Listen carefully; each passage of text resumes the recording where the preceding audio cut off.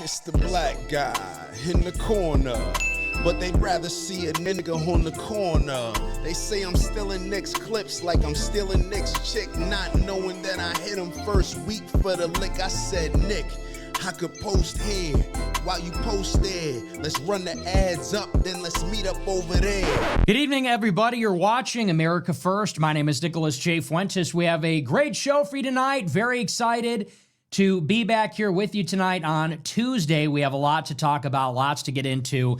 Big show. Our featured story tonight, we're talking all about the imminent war with Iran. Yes, it is imminent.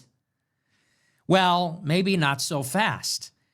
Our featured story is about how the Iranians have actually agreed to last-minute negotiations. Sudden death, last chance. Everything must go. On Friday, Steve Witkoff and a number of third-party countries, Qatar, Turkey, the Emirates, Saudi Arabia, will join Iran in Oman to discuss the terms laid out by the United States. It will be a nuclear negotiation. This is on Friday. Trump says this is the last chance. Last chance for Iran to negotiate, or else they will be destroyed. There will be a regime change war in Iran. At least that's the threat. And we'll talk about the venue for the negotiations. That in itself was subject to discussion. We'll talk about some of the events that transpired today.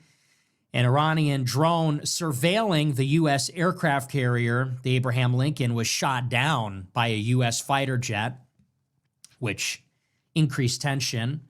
The Iranians tried to board a U.S. oil tanker. So there's some conflict happening in the Gulf. There's some conflict happening, rather, in the Gulf of Oman and the Arabian Sea between Iran and the United States. We'll talk about some of the dynamics here. It seems clear that the United States is not confident about its prospects in a war.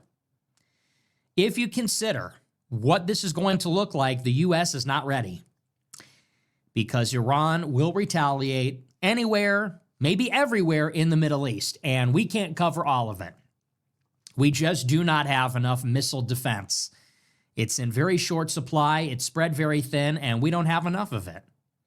So if there is some sort of protracted war, this is very bad news for Israel. It's very bad news for every U.S. base in the region.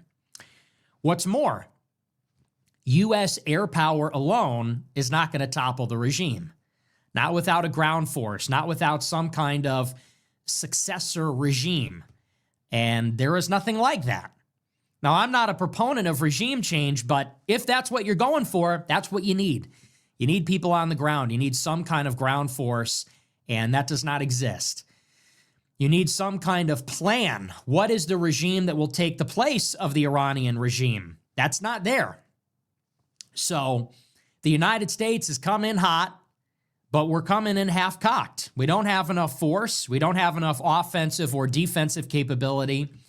We don't have any kind of plan, and it's not going to go well. And I think Iran knows that, and they're counting on that, and they're sort of calling the U.S. bluff here. And Trump is maybe looking for an off-ramp too. So we'll talk about all that. We're also going to talk tonight about the government shutdown, which is coming up, and it's sort of an interesting shutdown.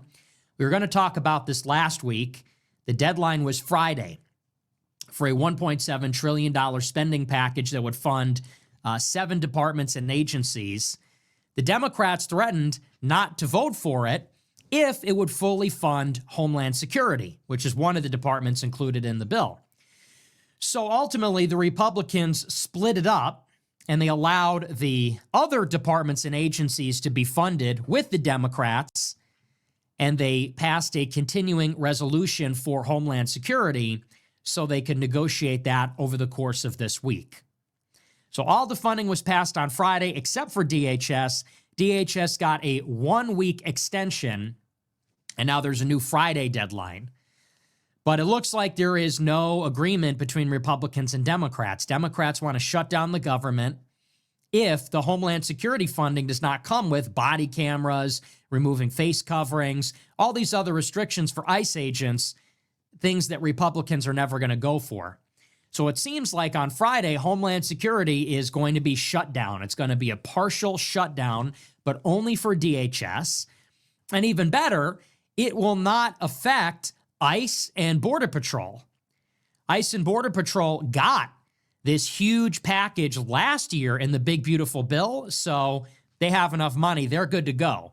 This will affect the TSA. This will affect some of the other agencies within DHS, but it won't actually affect border enforcement.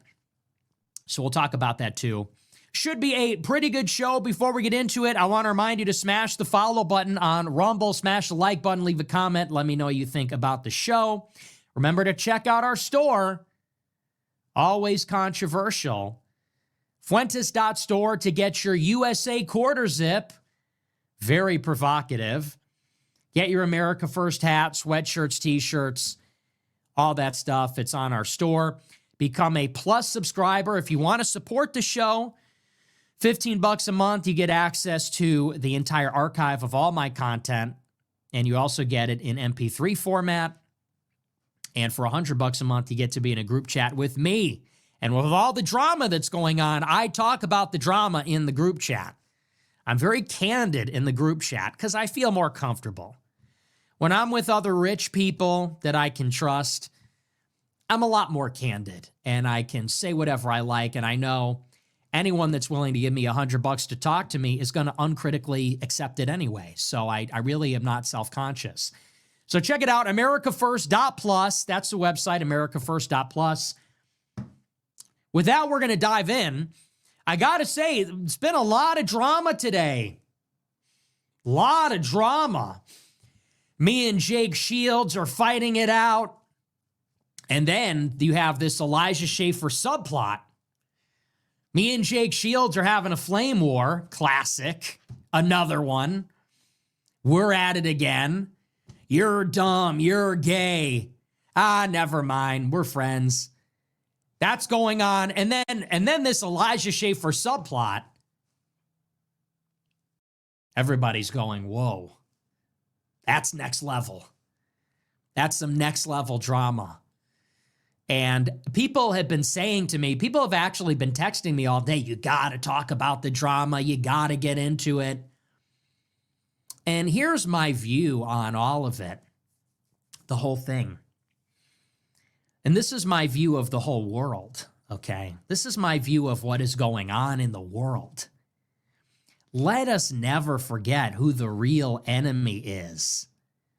Can we do that? Can we keep our eye on the prize a little bit? I'm fighting with Jake Shields, and he's saying nasty things about me, and I said nasty things about him. At the end of the day, we are on the same side. You have to realize this. Whatever he thinks of me, whatever I think of him, and we disagree, and we don't always get along. But did you read the Epstein files? Think of it. This is all I could think about. Epstein is calling us goyim. They hate us. They're calling us goyim. They're literally laughing about us to each other, saying goyim are stupid, goyim suck, they're animals, they're born to serve us, all this kind of stuff. Okay, this is the problem with our country. We are about to go to war with Iran. We have 50 million illegal aliens that aren't going to leave. We have white leftists that are throwing themselves in front of bullets and cars to rescue those people. And here's all you need to know. These categories of people, they hate you and they want you to die. The Jews hate you and they want you to die. The illegal immigrants, the Somalis, the Haitians, many of the legal immigrants, they hate you and they want you to die. The left hates you and they want you to die. We are in an existential battle and we're losing badly. Okay? It's us, it's our children, it's our grandchildren, but it's also our ancestors and the civilization our ancestors built. They're going to kill all of it. They are going to exhume the corpses of our ancestors. They are going to destroy our monuments to our ancestors and our heroes. They're going to destroy our libraries, which contain our knowledge and our stories and our culture. They are going to take our stuff, and then they are going to kill us. And then they are going to go to Israel. And then the brown people that are here are going to dance on the ashes. And the white leftists, I don't know, they'll sacrifice themselves too in this orgy of anti-white violence. And once you consider what we're up against, I look at all the other stuff and I realize we have to be a little bit kinder to each other. We need to have a little bit more of a siege mentality. We need to emulate the enemy. And here's what I mean. So me and Jake are fighting. We're in this ugly battle. We're talking trash. I see this other stuff about some dear friends of mine. And everybody is torching these guys. We're all torching each other. The Goyim are fighting. The Jews are laughing. The Goyim are yelling at each other. The Goyim are divided. The Goyim are moralizing. The Goyim are killing each other. And the Jews are laughing. The Jews are rubbing their hands. And they're laughing. And they love to see the Goy on Goy violence. And you want to know something about them? Consider Dave Rubin. Dave Rubin created children through surrogacy. This is like actually a horrific crime when you think about it. Because what he has done is he has brought children into the world, and his plan for that child is to rip the child from its biological mother. Could you imagine? I know that not every child is blessed to know their mother for one reason or another. And usually it's because the mother dies or the mother abandons the child. Something has gone terribly wrong. This is the plan. They pay for this. It's premeditated. They brought a child into the world with the intention of taking the child from its mother permanently. And you're depriving somebody of something which is so important to their growth and development as a human being. Those first 3 months, a newborn needs its mother. And throughout a child's development, could you imagine growing up without your mother? Could you even imagine? And we love our fathers, but your mother's your mother. Could you imagine? Where would we be without our mothers? Without our mothers, and no one loves us in the whole world like our mothers do. Not always the case, but generally speaking, that's the rule. Nobody loves you as unconditionally and more than your mother, whatever her flaws might be. And I'm not saying, I love my mom. I'm just saying some people, when I say this, they go, well, my mom's mean to me or something. Your mother's the most important person, especially for a growing human being. The plan was to take the child. Now, Dave Rubin is a Jew, pro-Israel guy. Do you ever see him get any flack for this? Is this stigmatized? Is this criticized? Absolutely not. No, they congratulate him. They celebrate it. They say, hey, congratulations, Dave. This is awesome. People that are conservative, people that are religious, you know, in a word, they close ranks. They're a little bit shameless. They're team players. If they got disagreements, if they have problems, they keep them in the family. They don't do their fighting in front of the Goyim. They say, hey, not in front of the Goyim. Let's battle this out behind the scenes. And I think about that all the time. This is our critical weakness as a group. And this is the main tool of the enemy. We want a better life. We want a better world. We want a better life for our people, for our children. We want a better world for our children to grow up in. We want our sovereignty. We want our independence. We want our freedom. And because we want for a better world, we have standards. We fall short of them. We all do, all the time. It makes hypocrites out of all of us. But the people that are raping our country, the people that are raping our world, the people that are destroying our world, they have no standards. They have no shame, no remorse, no sense of fairness or reciprocity or principle or consistency. And when we fall short of the better world we're trying to create, they use our standards to hang us. And that's a trick. It's to get us to despair and say, what a world. We don't deserve a better world. Why bother fighting for a better world if we fall short, if we're flawed, if we're imperfect? And so who are the people that are going to deliver for us the political change? People that never make mistakes, people that never fall short, people that never have problems, people that are never friends with people that have problems, people that never fight amongst themselves or have disagreements, whatever it is. When you think about all these things that happen in our scene, that's a trick. Because, of course, the people that are in power, they do worse. They do horrible things. There's never accountability. There's never a circling of the wagon, or rather, they do circle the wagons. There's never a circular firing squad. It's the opposite. So, I've known Elijah a long time, and, we don't always get along. But this is a guy that's criticized Israel. This is a guy that's paid a price for telling the truth. When he was at the Blaze, he had me on the Blaze 5 years ago, before anybody was talking about these issues. And he staked his entire career on that, and that's a big reason why they tried to fuck up his life. That's a big reason why some crazy woman tried to sue him, why he got fired. And he's not a Boy Scout, but that was a big part of it. It made him a target because he actually was convicted about these things to tell the truth. Sarah Stock is the same also. And again, it's not, I'm not going to opine on their personal lives. It's not my business. People want to get in everybody's business. I say, consider the source. Who are the people that are spreading this kind of malicious gossip around, and who does that serve? Is that for their benefit?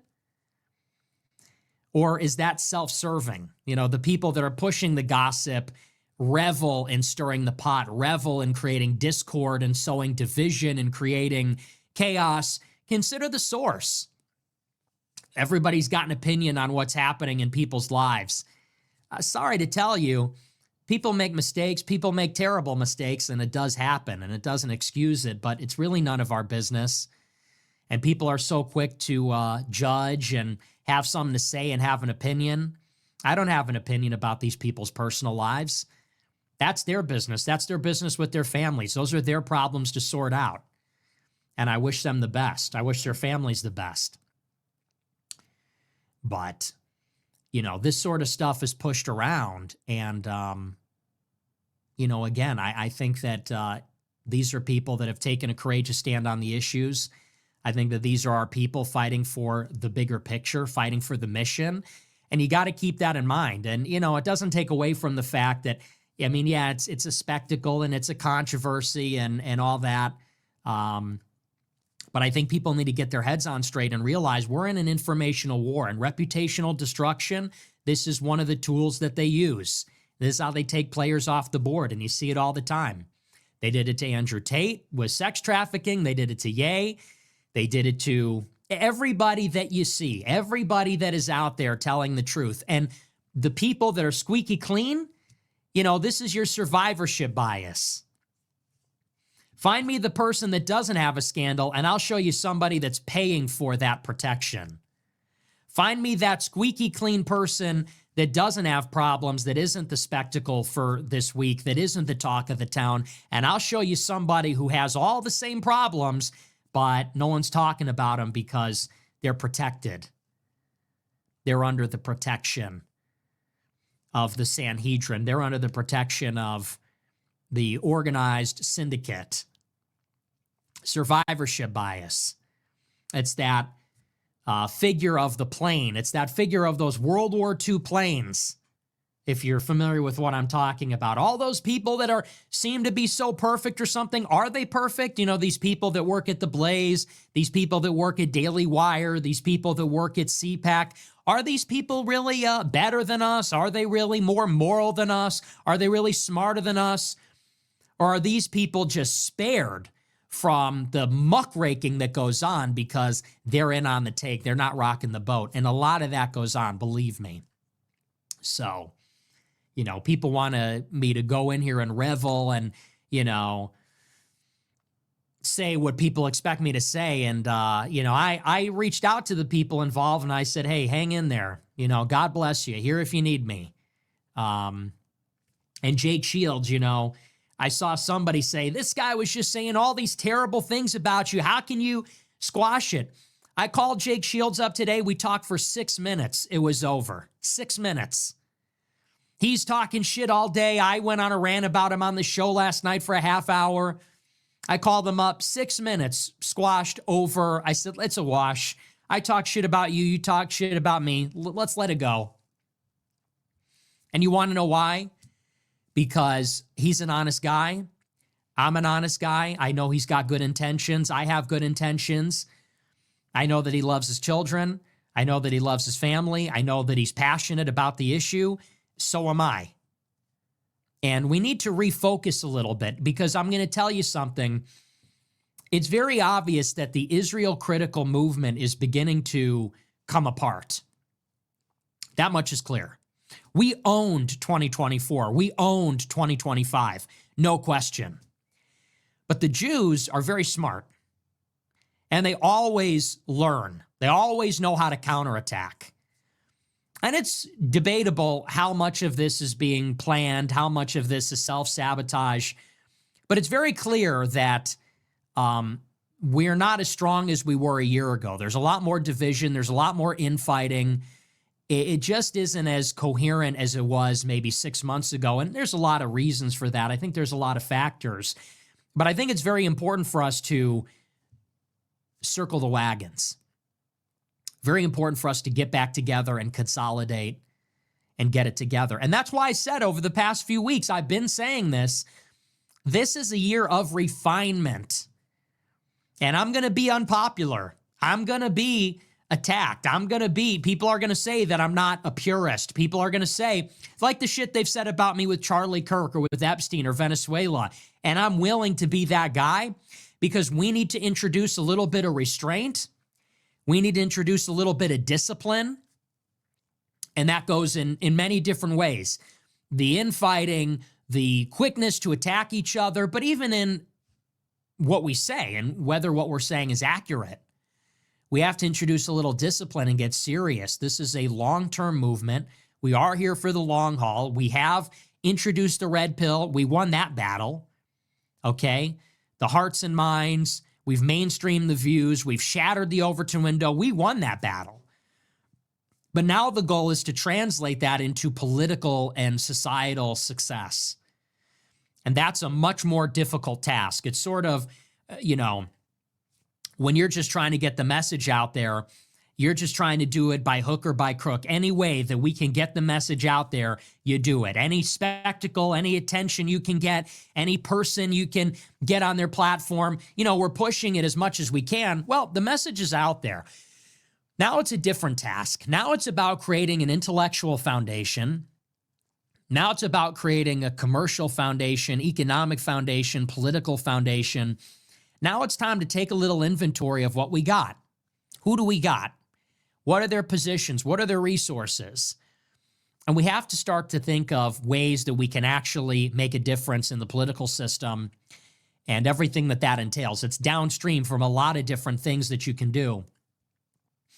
And so that's really where we're at as a movement. We need to mature a little bit, and it's going to be rocky. It's not going to be smooth sailing, but it needs to be done. So I've been trying to introduce a little bit of discipline. I know it's caused a lot of people to question me, and I try my best to reassure them. People say, I'm not so sure about what you're saying, and I try to remind people, hey, we have to lead with the facts.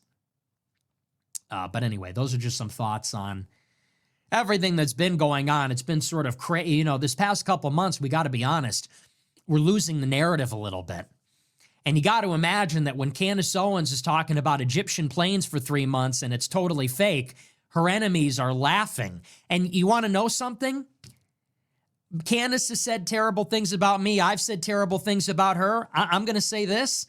Candace's enemies are our enemies. Believe it or not, they hate us just as much. That Nathan Livingstone guy, he fucking hates all of us. That guy that's, posting her highlight reel every day. When Ben Shapiro's laughing at her, these people hate us too. Sometimes it's important to remember that. And so I look at the things she does and I criticize them, one, because I worry whether they're correct or not and how they're hurting the credibility of the broader movement. But look, Candace taking a dive, that's not good for us. That's not good for anybody. Candace taking a dive like this, and, that's not a backhanded thing to say.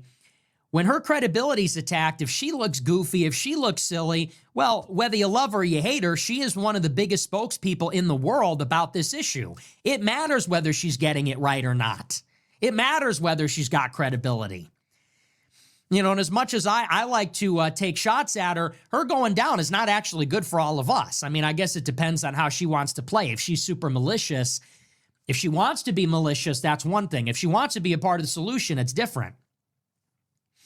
So we all need to be a little bit more responsible and take some ownership as stakeholders. We need to do a little bit of a better job as leaders. We can't always say, f you and f this, because we are a team. And if the team doesn't succeed, we don't succeed.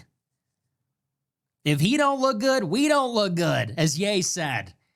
If we can't just say, we're all going to fight each other and, to hell with it. Well, look, I mean, if we are stronger when we are united. We can't win if we're fighting all of each other and we're fighting them. Why are the Jews successful? They're an organized minority. We're passing the ball to the enemy team. We're passing the ball to our own team. They only pass the ball to each other. That's why they win. And they exacerbate those divisions. They exacerbate those conflicts. We almost need an irrational camaraderie. We need a shameless and irrational camaraderie. As long as we're motivated against this foreign occupation of our country. And people can call it hypocritical, and people can say it's inconsistent, and people can say whatever they like. And I say, f you. I say, whose side are you on? If you're on the side of the Gentiles, if you're on the side of the Goyim that are getting raped, if you're on the side of Americans, if you're on the side of Europeans, if you're on the side of the white race, then I say we're together. And if you're with them, then I say, f you. You go worry about your own people. Because that's sort of what hangs people. People feel this pressure, shame. I got to say something. I got to have an opinion. Well, we got to be consistent. It's like with Renee Good. People said, well, if Renee Good got shot, how are we any different to justify it when we complained about Ashley Babbitt? You want to know the difference? Ashley Babbitt was one of ours. Renee Good is one of theirs. That's all you need to know. We're going to advocate for our side and we're going to advocate for the other side. Well, the other side only advocates for themselves. We advocate for Renee Good. We advocate for Alex Preddy. We advocate for the enemy. We say, hey, well, the enemy's making some good points. Well, the enemy should be shown mercy. When Charlie Kirk got shot in the neck, they were celebrating. They were dancing. Their kids were celebrating. That's pure hatred. So you need to get your game face on. You need to realize we're in a fucking war. And it is not like other wars. Other wars are more pragmatic. Other wars are more practical. Everyone's wearing uniforms and we're shooting in one direction and they're shooting at us. It's not a war like that. It's a much more subtle and convoluted war, and we need to keep that in mind. So I'm a big believer in closing ranks. I'll tell you something. Elijah Schaffer, why is Kash Patel's wife suing him, or girlfriend?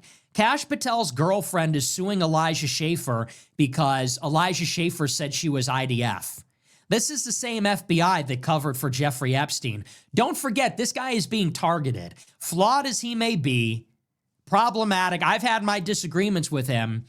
Okay, this is a guy that's under attack. Never forget, when Carmelo Anthony stabbed Austin Metcalf in the neck with a knife, the black people raised $500,000 for him. And he's a fucking murderer. He is a murderer. Killed a man in cold blood, and they give him money. We have our Goyim acting a fool, and whatever. Okay, Goyim are going to goy, but they're ours. And people always got something to say. They want to participate. Consider the source. The source is a Jew.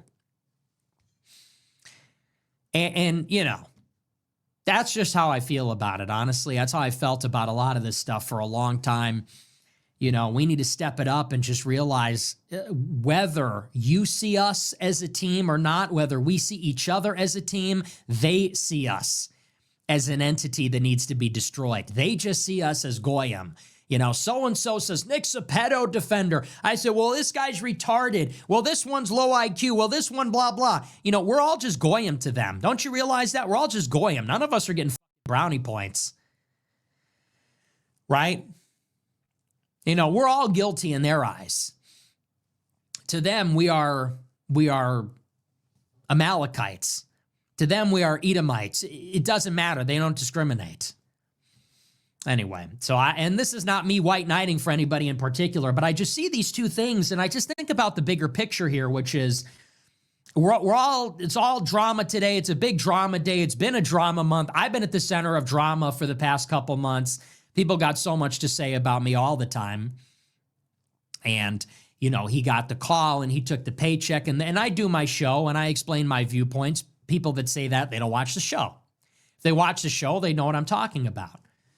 But I just think about the trajectory of where things are going, and we got to be honest, it's coming apart. I talked to Dan Bilzerian today. I talked to Sam Hyde. I talked to Jake Shields. I talked to Elijah. I talked to these people, and everybody's on the same page. This thing's it's not a good look. This thing is coming apart. It's not good for any of us. It's not good as a development for any of us. And, you know, we all need to grow up a little bit, me, myself included, but all of us. And, you know, we got to realize what we're up against. You got this Epstein thing. It came out a few days ago, and we got people fighting each other. And I think that what me and Jake did today, it's a good model. Look at all the shit that he talked about me.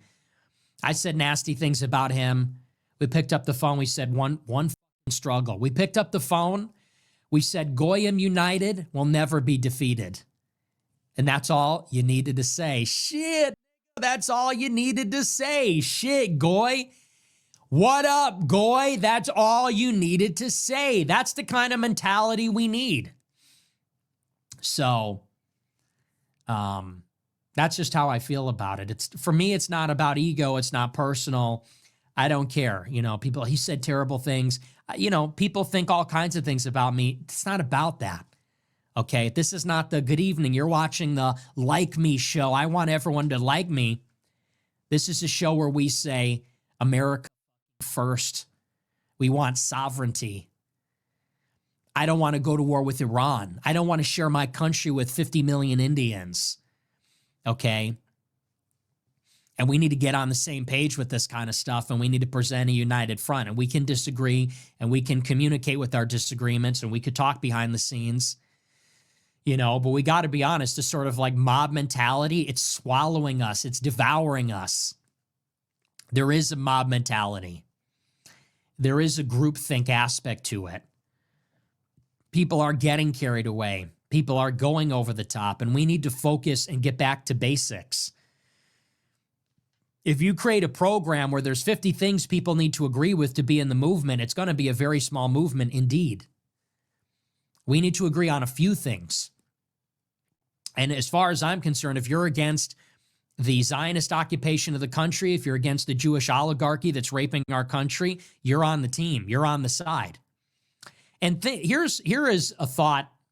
Here's something that I think people can get behind.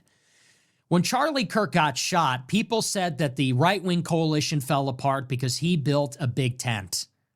That was his superpower, they said. He built a big tent. He built a coalition. And the big tent was filled with contradictions. It was filled with all kinds of people. But it made them powerful. It made them rich. It made Turning Point rich. It made Turning Point powerful. It made them politically impactful and influential. Charlie Kirk allegedly was mediating all of Trump's endorsements. Charlie Kirk had the president's ear. Charlie Kirk was leading by far and away the biggest, most successful political group in the country because they had a big tent. And it seems like we want to create a bunch of small tents. We need a big tent mentality that can have a Candace Owens and a Nick Fuentes, that can have a Jared Taylor and a Peter Brimelow, a Jake Shields and a Dan Bilzerian, a Myron and a Sneeko, a Kanye, a Ye, and it needs to be a big tent. It needs to include a lot of different kinds of people, and we can't be so quick to circumscribe and draw lines and divide it up, because when we do that, I mean, that's what they're doing to the Middle East. Imagine if Iran, Saudi Arabia, Qatar, Turkey, and Pakistan all got together and formed a super country. They'd be unbeatable. But they're all fighting each other. They're all fighting each other while Israel grows stronger. We're all fighting each other. So, you know, I look at a guy like Ian Carroll. Hey, man, let it go. Candace Owens, let it go. Let's squash it. Let's let it go. All these people, let's just let it go. Let's get back to basics. Let's focus up. I don't know what Tucker is. I don't know what he's about. I tried to do that with him. He snaked me. I would say the same thing to him, but I don't really know what he represents. But we do need to work on building that big tent. That doesn't mean that we lose sight of what we are, what this movement is. I think I have the strongest and biggest following maybe out of the group, and good, because my center, my nucleus is I am pro-white, pro-Christian, pro-America, Israel critical. You know, now there's going to be people that are a little more left-leaning, or they're going to have a different kind of viewpoint or something. We should be tolerant of that. Anyway, that's kind of my mentality right now. I see this kind of stuff and I shake my head. I told you the other night, I'm like, what are we doing? Like, what are the Goyim doing? The Goyim need to get together, man. The Goyim united will never be defeated. We're holding the rally. And hey, what up? We are holding the rally. The Goyim united will never be defeated. They want to make us internalize hating ourselves. And we can't do that. They are trying to make us feel like Goyim. You just created 1 billion Goyim. Hey, I got a news flash. You just created 1 million Goyim. They just created 1 million Goyim army. So, yeah, Jake Shields, it's all love. He may think I'm gay. It's hard to take that one back. That one's kind of funny. You know, that one, you can't really take that one back. He's like, the whole day, he's like, I knew he was gay from the day I met him, and so does everybody else. And I was nice to him and blah, blah, blah. And now he's like, oh, I was mistaken. It's like, well, you know what? Honestly, it's fine. it's honestly, you know, I'm a little flamboyant. It's fine. But you know what? That just goes to show what a good friend he is. Let's just take that negative and turn it into a positive. That just goes to show that he's a real one, because even though he thought I was gay, he was my friend anyway. So, thanks. So I appreciate it. So thanks, I guess. Real. See, he didn't let that stand in the way. He said, you know what? But this guy's an OG anti-Semite. So it's kind of like, I'm trying to help myself reframe that one. We're going to do a little midrash. We're going to do a little reinterpretation of that one. No, but it's all love. We love Jake. Water under the bridge. That's how it's got to be, you know. Here's how you got to look at it.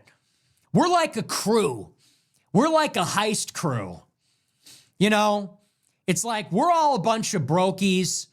We're trying to score big at the casino. We're trying to hit the big score. And we're like a crew of a bunch of old freaks. You know, we were all, you know, Jake Shields is this fighter, and Dan Bilzerian's this playboy gambler, and Candace Owens is this shaman. You know, she's a sorceress and she's smoking hot. She's a smoking hot babe. And it's kind of like we come together for one last big score, and it's like, Candace Owens, you son of a... Candace Owens, I swore I thought I said the next time I see you, I was going to put one between your eyes. Now, what the fuck are you doing in my body shop, huh? You know, she comes in with like Jake Shields. It's okay, it's okay. We have a plan. We have a score. Okay, I'm listening. No, this is big. This one's big. All right, I'm listening. That's That's how we got to see it. We're like this ragtag. We don't have to love each other. We just have to hate each other less than the adversary, less than the enemy. That's the mentality. You know, Candace Owens comes walking into my burger shop. Candace Owens, you're real courageous showing your face around these parts. I thought I said the next time I see you, I was going to put one right between your eyes. Yeah, and then, I don't know, she says some kind of cool line back. She says, shit. You know, she says some kind of like jive talk, cool thing back at me. I can't really think of anything right now. But she says, shut your turkey ass up. You know, she says something, shut your cracker ass up. She says something like that.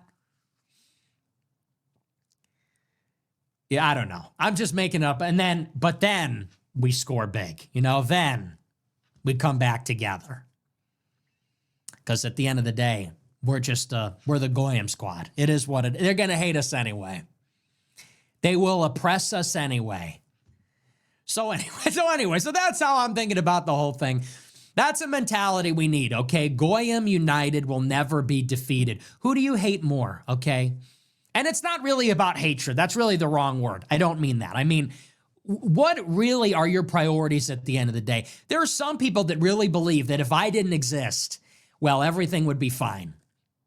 There are some people, they dedicate their life. We got to take this guy down. If this guy were out of the picture, well, it's like, dude, we're going to war with Iran, and you think I'm the problem? You think the Groypers are annoying sometimes. You think that's the issue? So we got to get past that. And anyone that can't is no better than an enemy. They're an agent of the Matrix. So Andrew Tate, Dan Bilzerian, Jake Shields, Myron, Sneeko, what the fuck is up, YouTube? I mean, this is the fucking squad. You know, Goyim United, GU. That's what we're going to call ourselves. What did Myron say? Myron had some hilarious acronym about NATO. It was like against Talmudic something. Me and Sneeko were like, bruh, you know, Myron's got the foam finger, the monster hoodie. He's like, we're the against Talmudic something. We're like, okay. We're like, all right. So anyway, that's what's up. All right, but that's that. You know what? Drama. We're shutting the drama down. No more Goy wars. Hey, no more Goy wars. If you're a Goy, you're my brother. If you are a Goy, and you're my brother, okay? That's what it is. That's on Goyim. And that's on Goyim. That's on Gentile. Anyway, we're moving on. We're going to get into it. That's your positive message. So, you know, leave these people alone, okay? Jews are trying to divide us. Jews are trying to sow discord. Jews want everybody to be fighting each other. And then they start clipping the coins. It's what they do. So, you know, we will forgive, and I say verily to you, forgive your fellow Goyim 7 times 70 times. Forgive your fellow Goyim 7 times 7, not 7, but 7 times 70 times. How many times are me and Jake Shields going to crash out? I don't know, 480? Forgive your fellow Goyim today. Forgive your fellow today. Anyway, all right, we're going to move on. We're going to get into it. Our featured story is all about the war with Iran, okay? It's like, we're going to war with Iran, and people are saying all this other stuff. So, excuse me. Here's the state of the play. As you know, there is another huge push for regime change happening, right now. Huge push. Netanyahu went to Mar-a-Lago on December 29th, pleading with Donald Trump to bomb Iran, and this time to bomb Iran's ballistic missiles, to bomb Iran's proxies, and effectively support a regime change war. This has been going on now for over a month. Shortly after that, there were these massive protests in Iran. Now, as I've said since the beginning of the year, it is very important to understand precisely what is going on here. These are not protests, okay? That's not what that was. People are calling it a spontaneous uprising in response to economic conditions, the collapse of the currency, run on one of the state-sponsored banks. That was merely the pretext. The situation in Iran is that for years, Israel has been conducting industrial sabotage. They are bombing Iran's factories, oil refineries, ports, their electrical grid, their vital public infrastructure. The United States has waged an economic war on Iran. These maximum pressure tariffs have prevented Iran from selling its oil at market price, prevented Iran from doing trade with Europe and the United States or any of our major trading partners. And so this has put Iran in a situation. Their people have experienced rolling brownouts, unreliable electricity, water, shortages of essential supplies. Their currency has never been weaker against the dollar. This is a situation which has been manufactured. You understand this, right? Imagine if in the United States, every week and every day, there was a unexplained explosion at our factories, our meatpacking plants, on our farms, at your electrical grid, at a power plant. And imagine if your grocery stores weren't stocked, the shelves weren't stocked every day. And imagine if you turned on the faucet, there was no water, and you turned on the lights and there was no electricity. Well, understandably, people would be angry. People would grow tired of that. They would grow restless. And imagine if that was being inflicted on your country by an outside force. You wouldn't say that, oh, well, the people just decided to get up and riot one day. You would say that this is effectively a siege. This is a modern day siege. This is like the city is surrounded. The people are starving. They can't get anything, and they're being hit with flaming arrows every day. They're being hit with flaming rocks every day. That is what is going on. Simultaneously, Israel and the United States are backing operations inside Iran. What happened during the 6-day war with Iran last June, the 12-day war? What happened during the 12-day war between Israel and Iran last year? Israel didn't just bomb Iran's nuclear facilities, they also bombed Iran's internal security service. Why? Because in the event of an uprising, an insurrection, a protest, a foreign-backed uprising, it would be the internal security service that would put it down. It would be the internal security service that is looking for Mossad and CIA agents and hanging them. It would be the internal security service that is looking for the truck bombs and for the shipping containers that contain drones or missile launchers. In the event of an insurrection, it would be the security service that is responding to these coordinated attacks. So Iran's internal security was degraded heavily in the final days of the 12-day war. Now, what happens in the first week of January, while Netanyahu is at Mar-a-Lago, Netanyahu is there at Mar-a-Lago pleading with Trump to bomb Iran, all of a sudden you get this spontaneous uprising. They say it's because the economy is bad. But do you know what else is happening? In the west of the country, for the most part in the west, you have, and this is reported by reputable sources like the Financial Times and others, you have reports of men clad in all black with fully automatic rifles storming government buildings. This is happening in Iranian Kurdistan, which borders Iraqi Kurdistan. Do you know what's happening in Iraqi Kurdistan? Well, the United States is moving all of its troops from Baghdad to Iraqi Kurdistan. The U.S. isn't leaving Iraq. They're just going to the Kurdish part of Iraq because that is the part of Iraq that is semi-autonomous, effectively self-governing, independent from the central government in Baghdad. And the U.S. has bases there. The CIA The DOD has made inroads there. They have allies there, and so has Israel. The Kurds are the closest ally of Israel and the United States. They're also bordering Azerbaijan, which is an ally of Israel, longtime intelligence and military supplying ally. Israel and Azerbaijan, Israel and Baku. So Iran's border with Azerbaijan and Iran's border with Iraq in the West is being flooded, is effectively being invaded by all of these operatives wearing all black, carrying automatic rifles with a plan, taking over government buildings. Now, what do you think this is? This is a systematic, multi-year regime change war. They got Trump elected the first time to rip up the nuclear deal so that we could destroy them with sanctions. And then Israel came in after the deal was ripped up and started doing industrial sabotage, sabotaging infrastructure.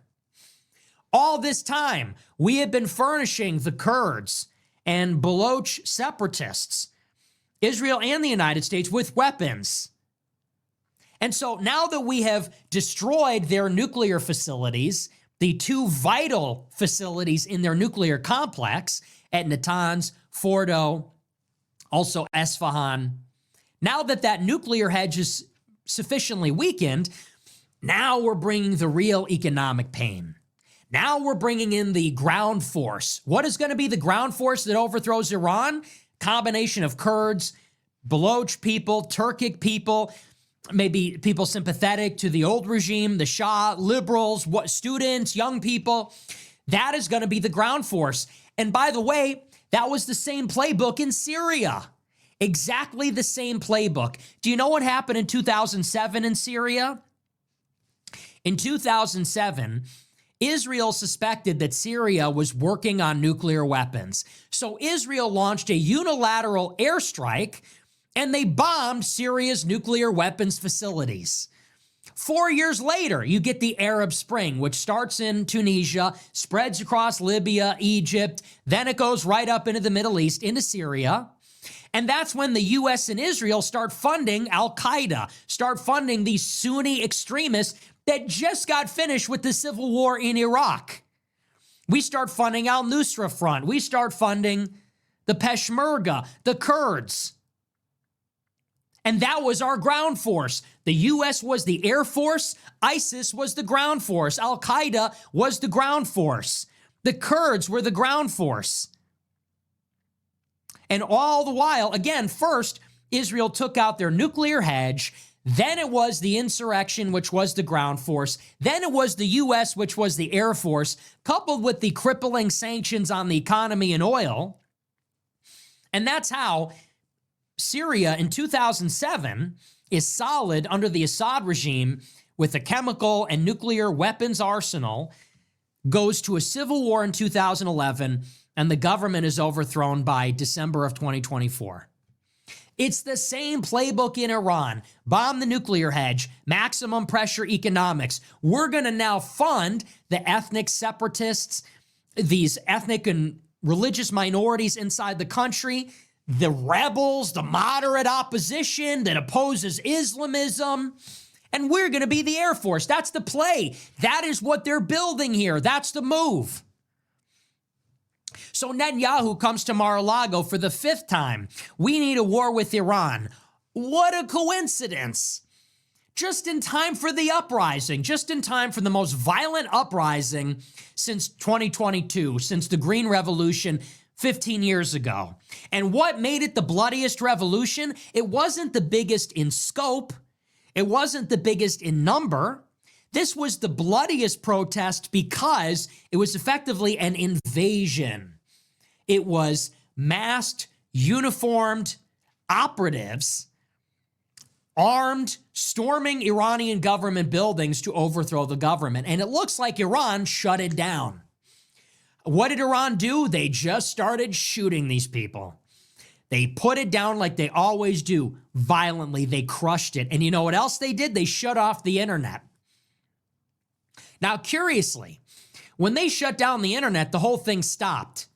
Do you know who the internet provider was? It was Starlink. Elon Musk, one of the biggest defense contractors in the world, it was Elon Musk's Starshield, which is an extension of its Starlink program, was providing satellite internet to the protesters.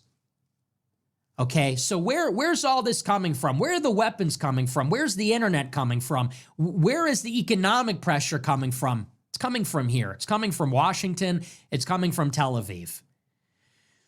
Now, the protest was crushed. As you know, it was claimed that Trump was moments away from authorizing a strike on Iran. The jets were in the air. The bombers were in the air. We were ready to go and bomb Iran. But the strike was called off at the last minute. Why?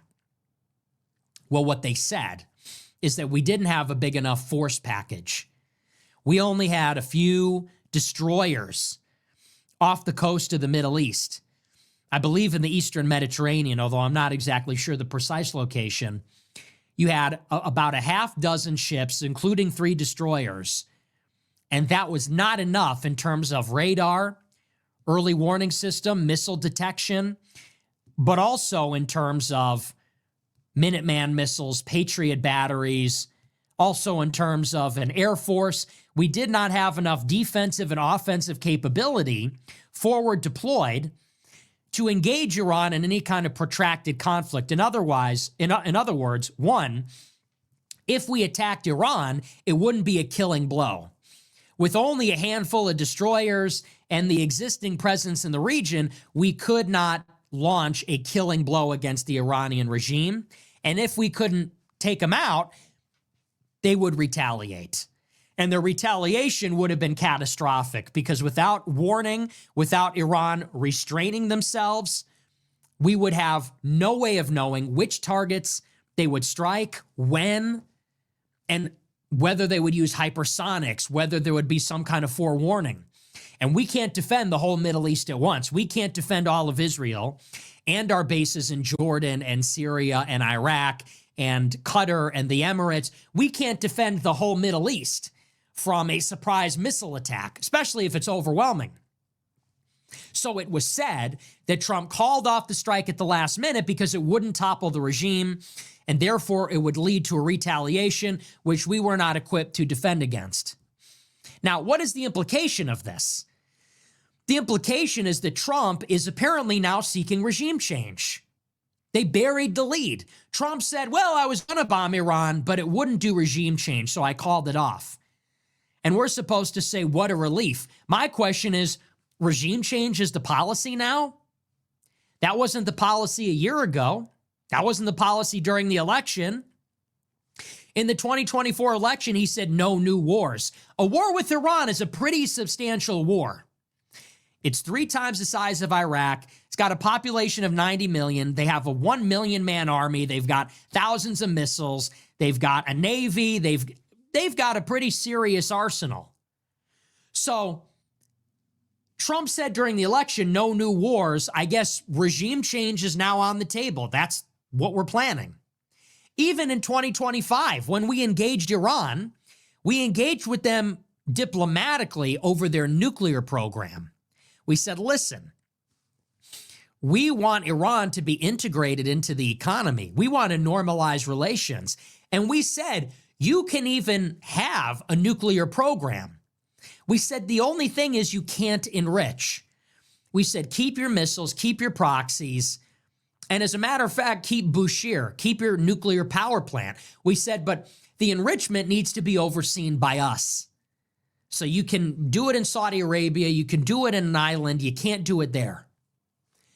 And we bombed them, apparently, nominally, ostensibly, because they wouldn't give it up. And Trump declared victory because he said, well, now Iran can't enrich. So that is why that was heralded as a success. That was the pretext for it. They said it's their nuclear enrichment capability. Now it's regime change. So you go from no new wars to, well, we need to bomb their nuclear enrichment, otherwise it's fine, to now, well, we can't bomb them because it wouldn't succeed in regime change. And at what point was that determination made? I guess that determination was made during that meeting. I guess Netanyahu made Trump an offer he couldn't refuse. because that is where that decision was made, at least on our side.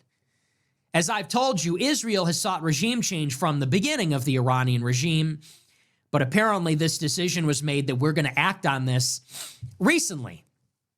So, Trump called off the strike because we didn't have enough guns. Well, then Trump sought to remedy this. So we are sending a carrier strike group to the Middle East. That's 3 destroyers and the USS Abraham Lincoln aircraft carrier. F-35 fighter jets, other strike aircraft, 50,000 soldiers, personnel are in the region right now. Military transport planes, cargo planes, refueling aircraft. We're moving in THAAD systems, Patriot missile batteries. We're putting a ton of force in the region, offensive and defensive capabilities to confront Iran. Now, the USS Abraham Lincoln just arrived in this theater of conflict last week, the closing days of January. It got as far as the Gulf of Oman, and Trump issued an ultimatum. Trump said on Truth Social, if Iran does not accede to our demands, then we will topple the Iranian regime. And the demands are Iran has to limit the range of its missiles such that they cannot reach Israel and reduce the number of missiles. The other demand is they have to stop all their support for their proxies, like the Popular Mobilization Force in Iraq, Hezbollah in Lebanon, Hamas in Gaza, Palestinian Islamic Jihad in the West Bank, the Houthis in Yemen. And lastly, most importantly, they would have to give up their stockpile of highly enriched uranium, give up their centrifuges, disclose the locations of the remaining nuclear facilities, and have the IAEA come in and oversee their dismantling. These are the most maximal demands possible. We're effectively telling Iran they must make themselves defenseless. Iran is defiant. They say absolutely not. Well, it looks like Iran called Trump's bluff. Trump actually withdrew the USS Abraham Lincoln from the Gulf of Oman back to the Arabian Sea. There were some developments today that were a bit contentious. A couple of Iranian boats tried to seize a U.S. oil tanker, but they failed. At the same time, an Iranian drone, a Shahed drone, was surveilling the USS Abraham Lincoln in the Persian Gulf, in the Gulf of Oman, and an F-35 fighter jet shot down that Iranian drone.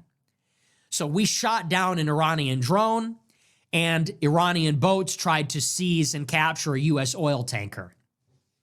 So it looks like we are on the cusp. We're locked and loaded. We have all these aircraft. We have all these defense systems in place. We have the carrier there. Trump has issued his demands. We have shot down an Iranian drone. But it all changed today when apparently there was a diplomatic breakthrough.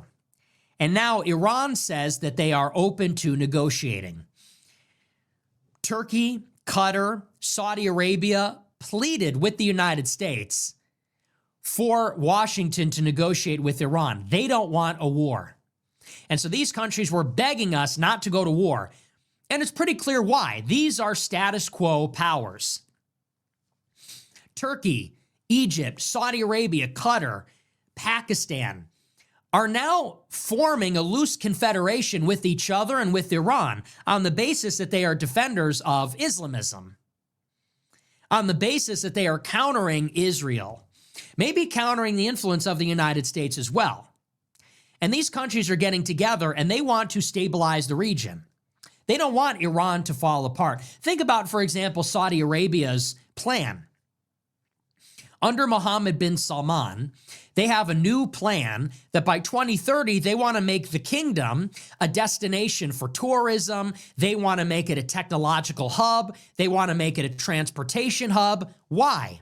Because oil is going out of style. Oil is becoming cheaper, not more expensive. People are transitioning to renewables and other forms of energy.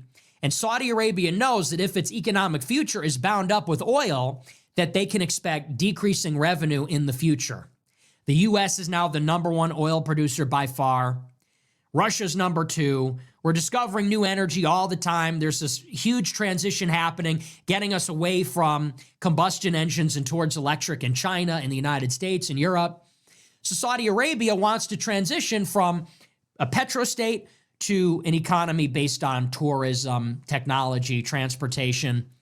Well, it's hard to attract wealthy people and tourists if there's missiles hurtling at your country. If Iran implodes and there's a regional war and the Houthis are lobbing missiles at the eastern oil fields, at the eastern province, if they're lobbing missiles at Riyadh, if they're lobbing missiles at the Line and Jeddah Tower and at Dubai, this is bad for these countries.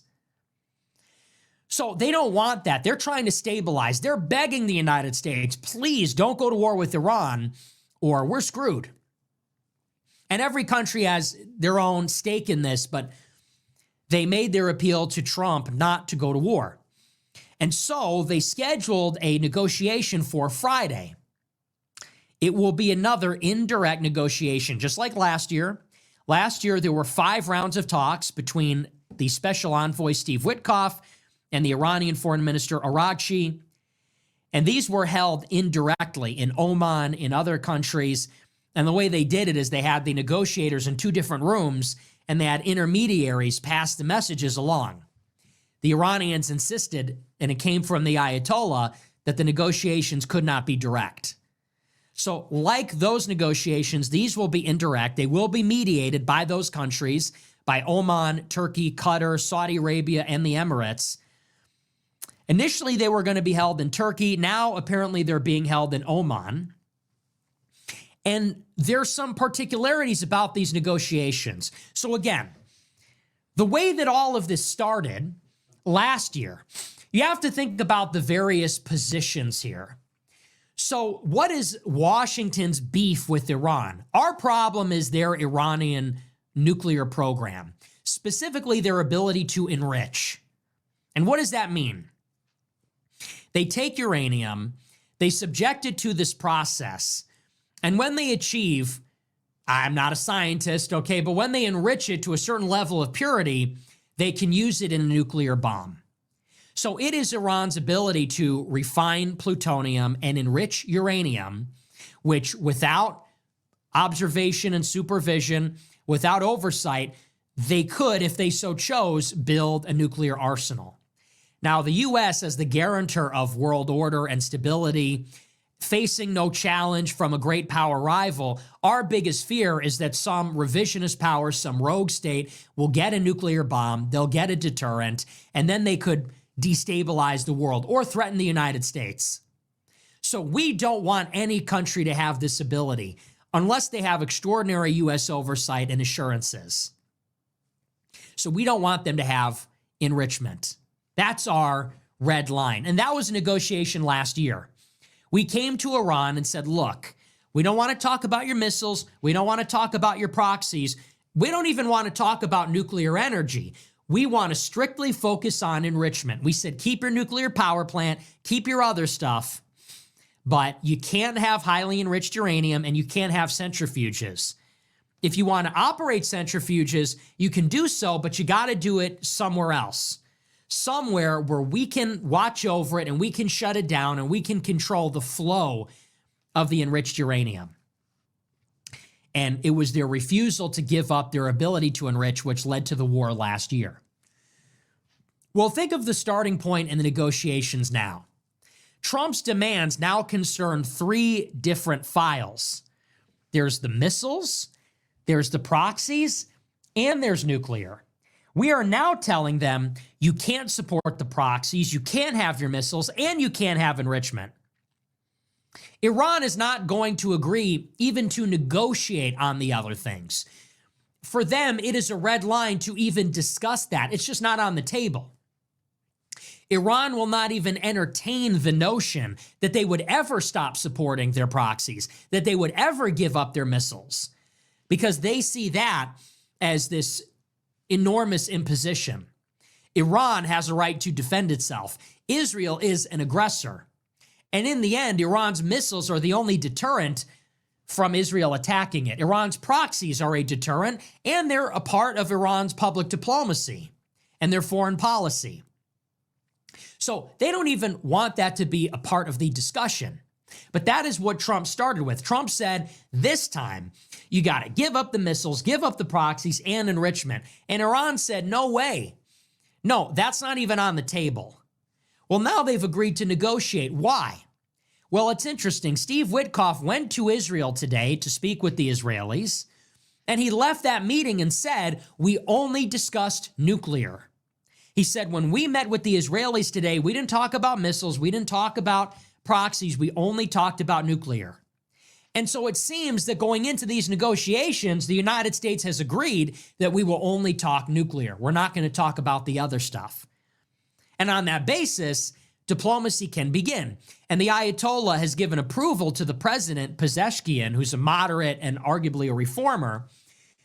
The Ayatollah has given the president permission to authorize these negotiations under the condition that they only be about the nuclear, that they are not direct. Again, it's going to be indirect. And that these negotiations, just like last year, they're actually just a framework for future negotiations. These are the games that are played. So this negotiation is about other negotiations. They're going to sit down on Friday to talk about if they're even going to talk at all. And they're going to gauge whether the U.S. is going to push them on everything or just nuclear and what they're willing to give. Now, we find ourselves in the same boat that we did a year ago, exactly a year ago. In February of 2025, Netanyahu came to the White House. I think it was actually February 4th today, 2025, that Netanyahu went to the White House and asked us to bomb Iran. And Mike Waltz was pushing us to do it, and Trump said no.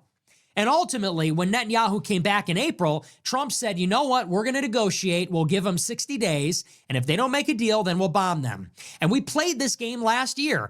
The first and second round of negotiations were exactly like this. They were held in Oman. Witkoff and Aragchi met, and it wasn't even a real negotiation. It was a framework. In the first and second round of negotiations last April, they met in Oman. They met indirectly. The Ayatollah was trepidatious, but gave the green light, and the foreign minister came out. And in those first two rounds, they said it was productive. We had a great meeting. We feel very good about it. But those two meetings were about the framework for future meetings. In other words, they didn't even talk about nuclear. They talked about what they were going to talk about. They said, are you going to only talk about nuclear? Yes. Okay. Are you really acting in good faith? Yes. Okay. And by the time they got to the third meeting and they actually sat down, they found out that they had irreconcilable, intractable positions. When they got there for the third meeting last year, Witkoff sat down and said, you can never enrich uranium, non-negotiable. And Iran said, well, we're never giving that up. It is our right to enrich. We fought very hard for it, and that's our red line. And it didn't go so well. Then we did a fourth one, same thing. Then we did a fifth one. It got aborted. We rescheduled it. It came together. Very bad. Then we went to war. Actually, scratch that. Then Israel went to war. Israel triggered the war by launching a preemptive attack on Iran. They got shit on for 2 weeks, and then we were forced to come to their rescue, hit Iran, finish the job, and then hold everybody in restraint. That was how the first war went. Well, here we are again, locked and loaded, making demands. We have a framework for negotiations. But it's like I said last week, here's how this is going to play out. Our position has not changed. We are giving these maximalist demands. No proxies, no missiles, no this or else. At the end of the day, though, our sticking point, our final price is you cannot enrich. And that's their sticking point too. And if anything, they're more dug in on it than they were before. Because what has taken place since the last time is that we did a sneak attack on them. Under the aegis of negotiations, we got them to lower their guard so that Israel could bomb them, which Trump then said he knew about the whole time. and he tricked the Iranians intentionally, and then we launched a sneak attack on them. And after this, Iran expelled the IAEA negotiators and swore they would never negotiate with us again. Well, here we are. If anything, it's worse than it was before. I said this last week. Even on the offhand chance that these negotiations succeed, okay, think of it. The U.S. and Iran are coming to the table in Oman, and they've got their partners with them too. They've got Egypt and Qatar and Turkey and Saudi Arabia, Pakistan. All these countries are urging both sides to de-escalate because nobody wants this war. Well, nobody other than one. And so the U.S. and Iran are sat. They've got all their friends with them. There have been some new developments that have changed the landscape in the Middle East, some notable ones, which we could get into. The U.S. does not want a war with Iran. And the reason being is because we really can't win a war with Iran. If we go to war with Iran, it's going to be long and drawn out, and we're going to bleed, okay? Soldiers are going to die because Iran is going to bomb them, and we won't be able to shoot down all the missiles. And Israel is going to be paralyzed because their country is small. They can't have missiles raining down on them every day, and they won't be able to shoot them all down. And what are we going to do? Just launch airstrikes? You can't airstrike Iran into submission. You can't airstrike Iran into regime change. It just doesn't work. You need to have some kind of ground force there. So it's going to be, in a word, complicated. It will not be quick and dirty. It's not going to be quick and easy. It's going to be very unpredictable. It could be very protracted and messy and bloody. And it's a midterm year, so this is difficult for Trump. He doesn't really want to risk it. We are here in February. If this thing goes on, it's going to hurt him in the polls. So Iran doesn't want to be destroyed. The U.S. doesn't really want to go to war because we can't win. We want a deal. They want a deal. Maybe there could be a creative solution. Who knows? Like I said last week, it's going to be difficult, maybe impossible, for U.S. and Iran to build rapport, to have a rapprochement, to negotiate some solution that we could both live with. However, and here's the catch, even on the offhand chance that we are able to trust them or for them to trust us, even on the offhand chance that we are able to cut a deal, do you know who's going to rain on everybody's parade? Israel. Because you know what Israel said after the meeting? They said, well, you can never trust the Iranians. So Witkoff meets with the Israelis. Now he's on his way to Oman to set up for this meeting. The Israelis say, well, you can never trust the Iranians, and we're really worried. We are afraid that the U.S. is going to make a deal that we can't live with, and we need them to not only give up enrichment, but also their missiles and their proxies. Because remember, our problem with Iran is the centrifuges. Israel's problem with Iran is the missiles and the proxies and the centrifuges. That's why Netanyahu asked Trump to bomb Iran in December. He wanted us to bomb the missiles. So Israel will find a way to spoil the talks. They will find a way to derail it. And how are they going to do that? False flag. How are they going to do that? Disinfo. They will launch a provocation of their own. Because you got to consider the limits of every country's negotiating position. Iran is controlled by the Ayatollah, by the Ayatollah. Iran has a president, Iran has a council of jurists, but sitting on top of all of it is the supreme leader, the Ayatollah. He's got the final say. And the Ayatollah doesn't trust the United States. The Ayatollah doesn't trust these negotiations, and he never has. And he doesn't want to give up enrichment. Now, if these talks are, let's say, unsuccessful, if there's any signs of doubt, maybe the U.S. or Israel does something that causes Iran not to trust us, they are very cautious. They could pull the rug. What's more, if Israel does something provocative, the Iranian people are going to be outraged, and the Ayatollah won't be able to continue to give the green light for the talks. So Iran does not have a blank check to make a deal. Neither do we. Deterrence is a factor. We don't want to lose face. There's all kinds of reasons why this is a very delicate procedure. And Israel basically, they have an unlimited number of options to derail this and mess with it in some way.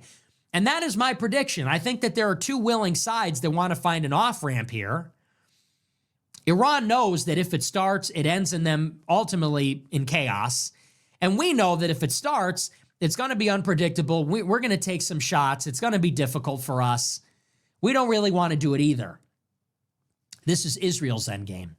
Israel wants to drive us into a war so that we decapitate Iran, and then that is basically their last real enemy that is defeated. This is what Israel wants. And then that whole region from Lebanon all the way to Iran is completely destabilized. Lebanon is destabilized. Syria is destabilized. Iraq is destabilized. Iran is destabilized. And think of who the beneficiaries are. Israel and the Emirates and India and Greece and others. These are revisionist powers. Israel and the Emirates want Yemen to be in a civil war forever so that they could create a new country that they control. They want Iraq and Syria to be in a civil war forever so that they could create a new country that they can control. Same thing in Sudan. The Emirates, Israel, these revisionist powers in the region, they want Sudan to explode into a million pieces. They want a Druze state in southern Syria. They want a southern Yemen state, southern Yemeni state like there was 30 years ago. And they want that in Iran. Maybe they want a Kurdistan. Maybe they want to redraw the borders so you have Kurdistan that stretches from Rojava through Iraq into Iran. And maybe they want a Druze state in Syria, and then they want a Sunni state in Syria, and then they want to divide up the Middle East so that it is favorable for their geopolitical interests. That's their endgame. And they don't care how many people die. They don't care how many people are killed. They don't care about regional stability. They don't care about the price tag for the United States. This is their endgame. So people say, what does an America First foreign policy look like? I'll tell you what it looks like. Israel and the Emirates are hurting us. These countries want us to die and go bankrupt so that they can grow more powerful. We need to restrain both of them. Mohammed bin Zayed, Netanyahu both need to be restrained. Trump needs to work with Erdogan, needs to work with, unfortunately, al-Shara, needs to work with MBS, needs to work with Doha, needs to work with Pakistan, and try to hold the Middle East together. Why? So that we can leave.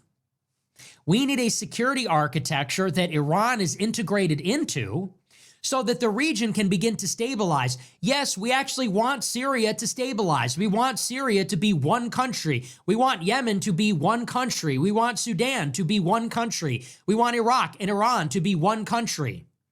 We want strong central governments that can control what happens inside their borders. We want peace between the countries so that it is stable. And if it is stable, then we can withdraw those 50,000 troops that are in the region. And we can focus on the Pacific, which is the Indo-Pacific, which is really the most important region. We can focus on the Caribbean. We have to be over there to babysit these people. We have to be over there to prevent this whole region from blowing up. Strait of Hormuz gets closed. Catastrophic for oil prices. We have to worry about the emergence of Islamist fundamentalism again. So we should be trying to stabilize the region so that we could focus on the higher priority regions, the Caribbean and Latin America, the Pacific, the Arctic. These are the areas where we are being challenged. We are being challenged in Greenland, or will be. We are being challenged in the first island chain. We are being challenged in Central South America and the Caribbean. So, if you want a very clear and nuanced understanding, people say, oh, well, it's like Israel's causing all the wars. It's like Israel and the Emirates are revisionist powers that are overturning the existing order. Basically, they favor chaos. They want chaos, instability, conflict, because weaker countries can pursue opportunities in that environment. When there is chaos and conflict, that's when the Emirates can use its military and its intelligence, and they can use their money to pay a mercenary army to go and plant a flag on the coast of the Red Sea, on the coast of the Gulf of Aden. And that is how they develop a colony. That is how they develop an overseas colony. And that is what Israel is doing. Israel can take land in Lebanon. Israel can take land in Syria. Israel can gain new allies and weaken adversaries with all of this chaos. They can open up a front against Iran. If Iran has no missiles and no nuclear deterrent, and if the proxies are destroyed, then their airspace is controlled by Israel, and Israel can just bomb and degrade Iran's military with impunity. That just means fewer guns pointed at Israel. But then we are caught holding the bag because we got to be there. If Israel is threatened in any way, they will unleash a nuclear bomb, and we can't allow that. So now we got to have our aircraft carriers there to make sure that everything goes according to Israel's plan. So Israel is driving us into the mud. We are being driven into the muck. We will die here. This is a graveyard of our country. We'll be fighting in the Middle East for 50 years to make sure that Israel never gets threatened and goes nuclear. And in the meantime, we are losing in the actual regions that matter to us, like the Indo-Pacific, like the Caribbean. Those are legitimate interests for the United States. We need ships. You need to go to Taiwan to get them. The Caribbean, that's our neighborhood. If you have a Chinese shipping container missile launch platform in Cuba, that's a problem. That's a legitimate place for us to intervene. I don't want two carrier strike groups in the Eastern Med and the Indian Ocean. I want them in the Caribbean. I want them in the Sea of Japan. That's where they need to be. So, anyway, that is the situation with Iran. I don't think that a war is imminent, but I do think a war is inevitable. We're going to have these negotiations on Friday. Who knows? Maybe there'll be a surprise attack before then. You never know. Who knows? Maybe that's the pretext. I think, however, that Trump is just bluffing. I think that the last-minute call-off was a bluff. I think that this is a bluff. I think that all of this is meant to extract a concession. And by the way, let me tell you something else. Trump sees the world as a chessboard. Everything is connected to everything else, like Nixon, like Reagan. And I'm not a Reagan or Nixon glazer, but I do admire their geopolitical thinking. What do I mean by this? Think of the timeline. Trump kidnapped Maduro in the first week of January. Then you get these protests in Iran, and Trump says, knock it off, or you're next. And then we pull up with the Armada. Well, this is the United States. Give up your nukes or else. Trump realizes that you leverage one into the other. What happens when you kidnap Maduro? There's a word for this. It's called deterrence. You are reestablishing deterrence. You're giving credibility to the deterrent threat. And what that means is we sent an armada to Venezuela. We bombed some of their boats. We did a ground strike. We bombed one of their ports. We said, if you don't listen, you're finished. They didn't listen. We kidnapped their guy. You don't want that to happen. You don't want the United States to rappel down from helicopters and pluck your guy out of the Capitol and take him to the United States. So we reestablished the credibility of our deterrent threat. In other words, we made a promise and we kept it. Now other countries will believe us when we make a threat. We made a threat. We followed through on it. Now when we bring our armada to Iran, and similarly we say, obey us or else, and we start shooting down drones and we start doing things, now they're going to take that more seriously. And so properly understood, this is a continuation of what happened a year ago. It's a continuation of what happened in 2020 between the US and Iran. Now, again, that is how Trump plays. That's how he negotiates. The wrench in all of this is that Israel is always forcing our hand. Maybe that's a good strategy, and maybe that there's a logic to that. However, the trouble with brinksmanship, going to the brink of war, playing a game of chicken, is that when you have a third party like Israel who wants to see the war, well, they are going to sabotage the game. If the game is to persuade Iran that they are miscalculating and we will bomb them and they will die and the Ayatollah will be kidnapped and so on and so forth, so they better comply. If that is the game and we're trying to extract that without going to war, well, Israel is going to try to create uncertainty. And they're going to try to drive the U.S. and Iran into a situation where they have to go to war.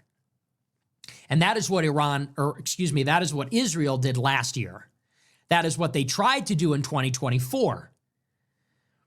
They did this in April and July of 2024 when Biden was president, when they bombed the IRGC in Damascus, when they killed Ismail Haniyeh in Tehran, and they did it in June of 2025 when they launched their preemptive strike on Iran.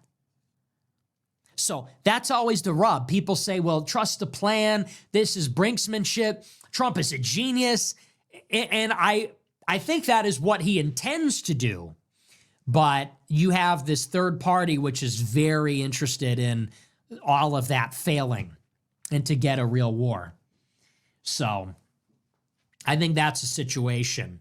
I think that Trump is bluffing, but that doesn't mean we're out of the woods. Trump is bluffing. He did deploy, and it's not a super carrier. It's one of these older carriers, the Lincoln. It's only one. It's not two.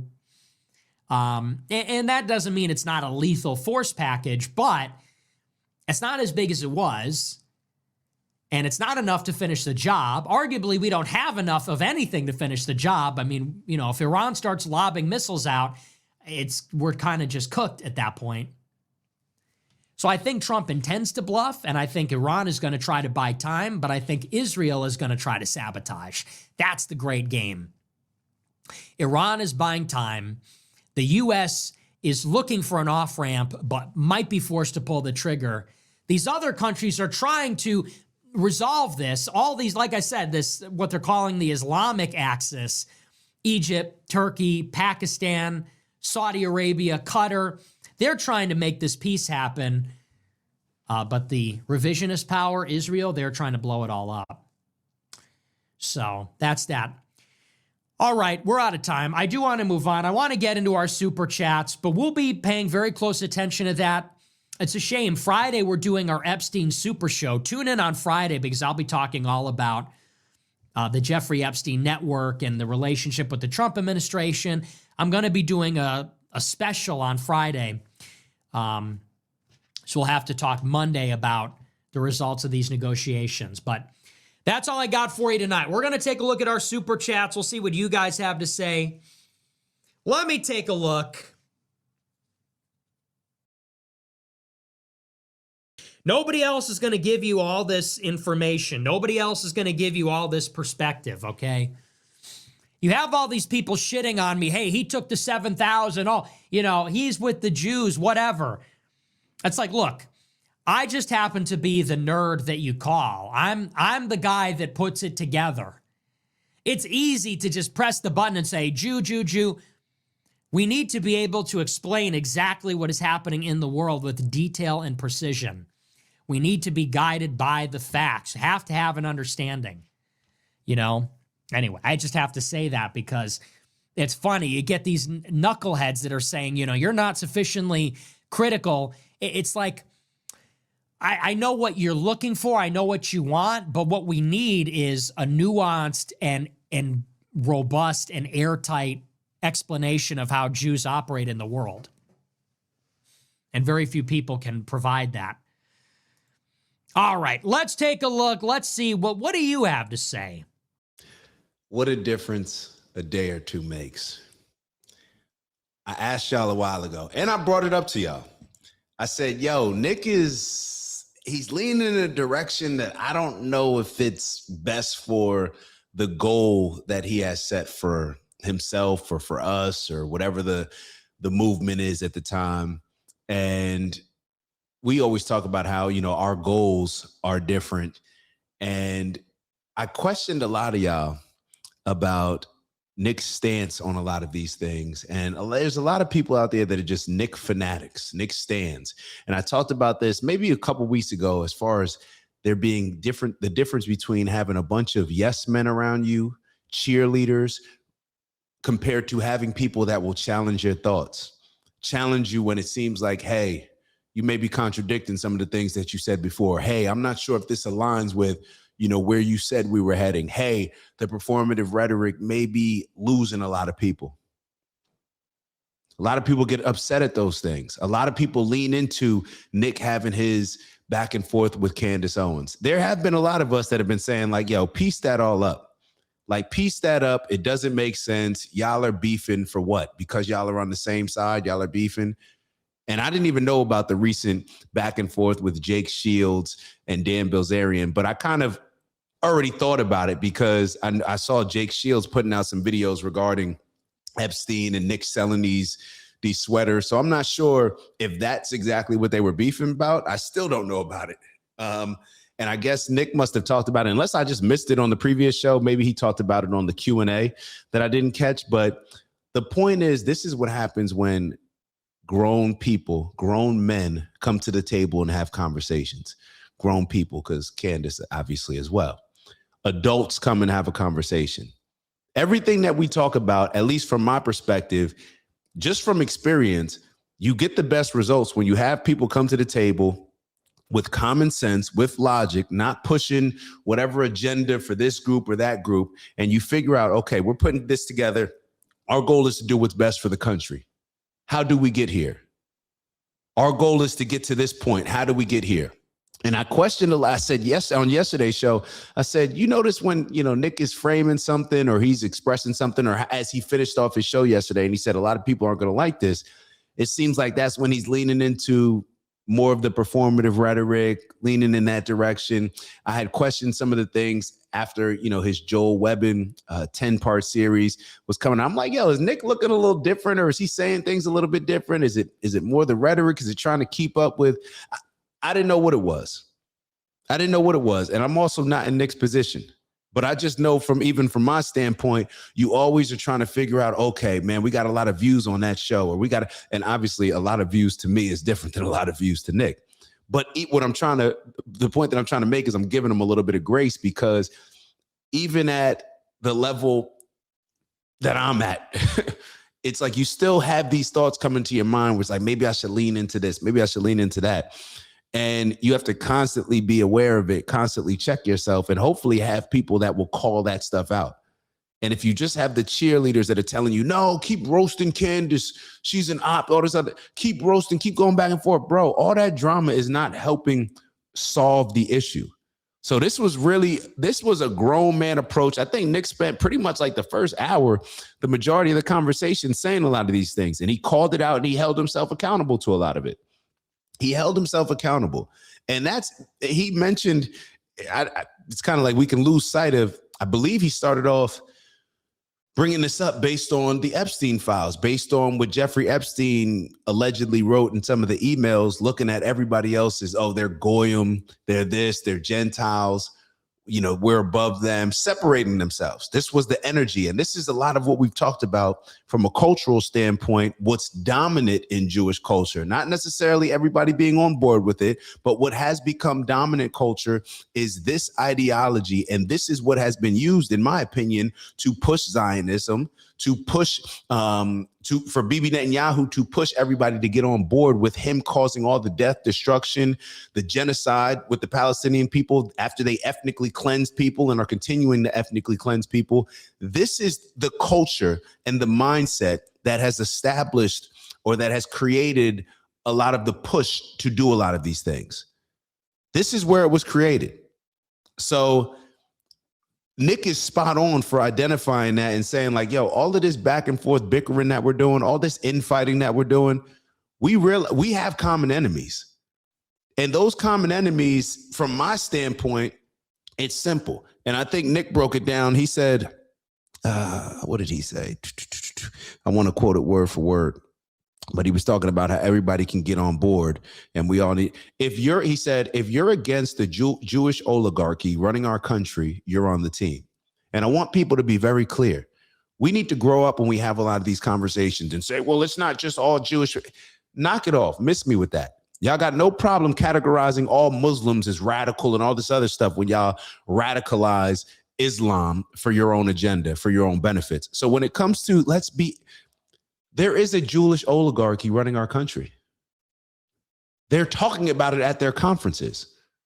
When you're at an Israel whatever conference and Miriam Adelson is being asked, and the other guy that kind of pushed it on Miriam Adelson because he was scared to answer the question, and the person that was hosting the event, I'm sure he's not in a good place right now. Knock on wood.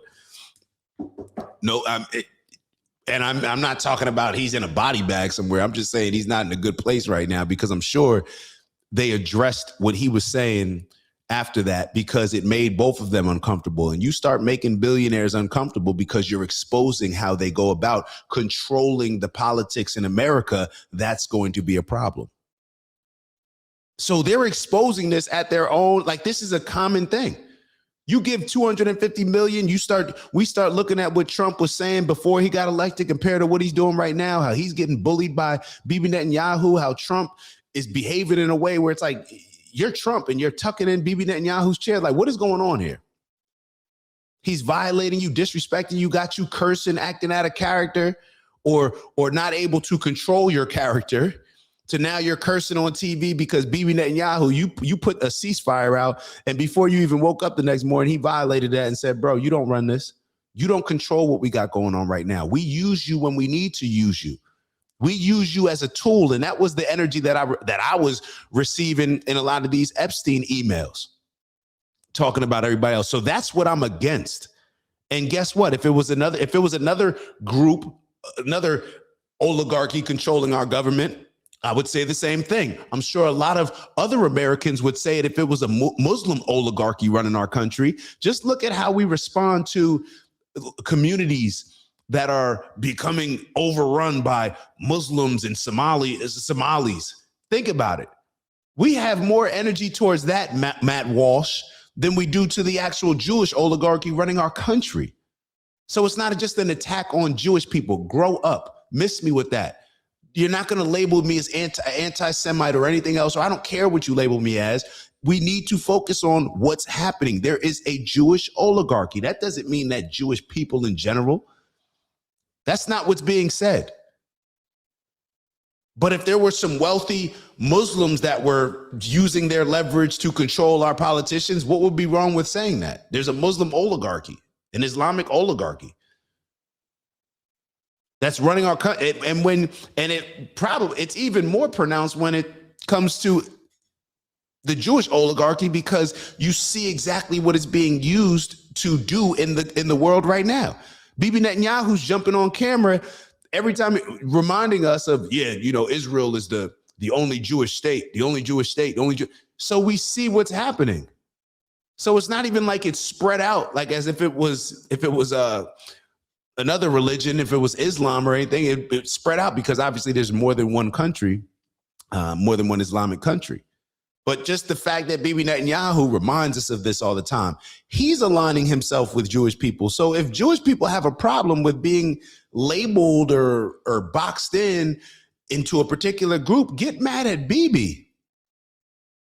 Get mad at Bibi. Get mad at the most radical parts of your party, your group, your tribe, your religion. And the reason why I started off saying party is because it would be very obvious when I look at the Democratic Party and the things that I don't agree with, and I tell whoever I know, y'all voted for this, y'all voted for y'all boys playing sports against girls, all the things that we go through that I believe that are radical with the woke ideology that's been pushed.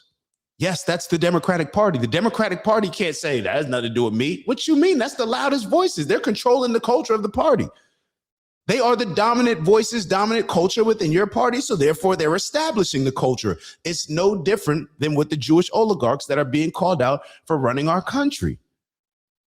Touche. Y'all have been very, very skillful and tactical and strategic when it comes to a lot of the things that you've done to gain control. I actually look at it and I want to learn from it. But I don't like the controlling of our politicians. I don't think that any group of people that seems to be more engaged, more to care more about another country more than they care about us controlling our politicians. It's very simple. Would you want somebody who runs your household that cares more about another household? This is very simple when it comes to all this stuff. We complicate it with all the other stuff. They try to complicate it with calling us certain names, censoring certain, now they're going to censor the word Zionist on certain platforms. It's like, what are you talking about? We know what's going on. We can look at the situation and be very clear on what is going on. We just don't like Miriam Adelson and a bunch of others controlling our politicians based on blackmailing them or creating whatever deals they create with them by giving them a bag of money and expecting something in return. We don't like that because we don't like, for two different reasons. One, we don't like the fact that our politicians can be controlled and manipulated this way. And two, we can't stand the things that you're getting them to do when you're manipulating them and holding them to now owe you a return on their investment, a return on your investment. We don't like what y'all are doing with it. So it's like twofold. One, yeah, you're showing us that our politicians can be controlled. We don't like that. We don't like that. Two, matter of fact, it may be three. One, you're showing us that our politicians can be controlled. Two, we're seeing it done on, well, I guess it's just two, yeah. I guess it's just two. But I was going to say, one, you're controlling our politicians. Two, the people that are controlling our politicians seem to have more of an allegiance and loyalty to another country. And three, we don't like the things that you're getting our politicians to do. And we don't like our politicians continuously bending a knee. That's why so many of these people that happen to be the ones that are anti-Semitic or against Donald Trump or you're not MAGA, as Mark Levin would say, it's funny how those are the same people that are calling out Trump. Tucker Carlson may not do it the way that a Candace Owens does it, or the way a Nick Fuentes does it, or a Dan Bilzerian does it, or Jake Shields does it. He may not do it the same way that they do it, however, because of his relationship with Trump, but these are the people that are calling out Trump the most, or calling out the behavior of the Trump's administration. I'm sure Trump isn't happy with a lot of the things that Tucker calls out. But it's just very funny how those are the people that are now getting painted in that box to where it's like, no, they're anti-Semitic, they're not MAGA, they're against the neoconservative movement, so therefore they're not a part of us. Mark Levin, I'm Mark Levin and I don't agree with you, so therefore I'm gonna. No, we're not with that. The people are not with that. And it's very clear who the people are with or who the people are not with or what the people are not with. Because it's less who the people are not with than what the people are not with.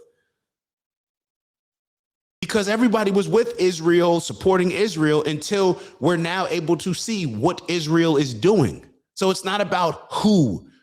You don't like this group of people. No, we see what's going on now, and it's right in front of our eyes. We see the genocide happening. We see Palestinians being ethnically cleansed. We're learning more about how Israel was created, the state was created in the first place. We're seeing what Bibi Netanyahu is doing, controlling and manipulating Donald Trump. We're seeing what a lot of the donors are doing, like Miriam Adelson and others, to get Trump to do whatever it is that they want him to do. We don't like it. It's okay for us not to like it. Why do you think that we have to agree and align with whatever you decide that is best for you? You don't have our best intentions at heart, so therefore we're not aligned with it. We're not rocking with it. We're calling it out. So I say all that to say, I'm glad that Nick is coming back to this type of mindset. And I'm not saying that this is one of these enlightened moments for Nick. I'm not saying that either. But I'm glad that he's at least aware enough to understand, like, hey, maybe I should, instead of be beefing with these people, that in a lot of ways we're on the same page, we're on the same team, fighting for the same things or against the same things, both in a lot of cases. Why not come together? Why not come together? And this is exactly what a lot of the strategy has been when it comes to breaking down a lot of these or regime changes or whatever else. You go in there and you create this chaos. That's what almost was created. So I'm glad that Nick has taken the lead. And he did say that he has the biggest platform of all of them. So I'm glad that he's taken the lead. And instead of allowing everything to get chaotic and to get fragmented and broken into different pieces and everybody on different sides and choosing, let's keep the main thing the main thing. Let's remind ourselves. Let's put the ego to the side. Nobody's above the program. I like that type of energy. That's more of a uniting energy. That's more of an inclusive energy rather than an exclusive energy. It may exclude anybody that's not on board with the overall movement, but the overall movement is being prioritized over our personal beefs, personal vendettas, and agendas. So I like that. All right, let's keep going. I got a couple different notes. I don't have too many notes on this show. But once again, this is what a lot of people have been. I know I've been doing it. I know a lot of y'all have been doing it, calling out and asking Nick to reconsider or to consider. And I just have to emphasize, this is why it's so important to be a free thinker, to think for yourself. There's a whole lot of people that just yesterday or the day before Nick did this show that will be sitting back saying, I'm with Nick, man. Forget all these other people. F them, F K, I'm with Nick. It's just us. It's just, you went so hard based on what Nick was saying. Now, how do you feel? Be a free thinker. Think for yourself. Independent investigation. Formulate a thought on your own. Gather the research. Gather different thoughts. Get different perspectives, different opinions, and then formulate an opinion based on understanding what your principles are, what your morals are, your values.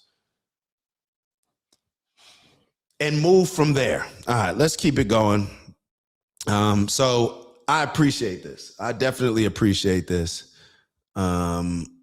Yeah, the importance of uniting. Definitely the importance of uniting. Do I want to cover that? Let's move on. All right, so briefly, let's talk about Iran. This whole Iran situation, and perhaps this is why I didn't need to take a lot of notes on this topic, because it's just another thing that is very simple to me. It's just very simple to me. Even when you think about some of the negotiations, why can't Iran protect itself? Like, why? It's like in sports, you have we're watching boxing. Imagine they're telling one boxer, hey, you have to have your hands behind your back. You can't defend yourself. We have no understanding of what are their nuclear capabilities. If I'm Iran or a lot of other countries in that region, why would I feel comfortable not having weapons that can protect me and prevent certain things from escalating, right? Because a lot of these weapons, nuclear missiles or nuclear weapons and missiles, a lot of them are for preventative, right? To make sure that, hey, nobody can mess with us because they know that we have the ability to mess with them. They won't strike us because they know that with the same button, we can strike them. Now, when you tell certain people, hey, you can't protect yourself, it's the opposite of what a boxing referee says. Protect yourself at all times. How can you expect Iranian leadership? It's almost like you would be a traitor to your country almost by accepting some of these terms and conditions based on what Israel thinks is best. The people that have caused, from my perspective, it seems like are causing the most destruction, chaos in that region, either directly or indirectly, or at least a part of it. Whether you want to argue the cause of it, cool. I'm not really doing that right now, but they're involved. So you have the people that are either indirectly or directly related to these conflicts that are occurring, getting America to bomb here, getting America to go to war with Saddam Hussein, getting America to do all these things, right? On Israel's behalf, to do their bidding. Why would I not want to enrich my nuclear capabilities? Why would I not be allowed to have nuclear weapons? And this is where a lot of the contradictions come into place for me. It seems like everybody knows that these weapons are bad, but hey, because we're the biggest and we're the bullies and we can control everybody, so we'll dictate who can and who can't have certain weapons. I don't think it works like that. But perhaps it does. Perhaps might is right. Perhaps, hey, we're the biggest bully and we're aligned with the other biggest bully in the region. So therefore, this is just what we do. All right. Those chickens always come home to roost, right? So we keep putting this energy out. We keep aligning ourselves with some of the demonic things that are occurring in that region. And you go back to bin Laden's letter. He made it very clear in that letter. And I'm even questioning a lot of stuff with the letter nowadays, just with stuff that has come out with 9/11. I'm almost wondering, like, hold up, what is the relationship with bin Laden? Like, is this letter real? Like, did somebody make that? Like, I'm questioning a lot. That's the thing. When there's so much distrust for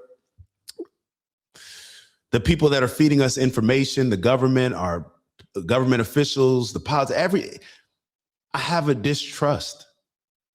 An extreme, I'm questioning everything just based on, it's like everything they present to us has been some BS.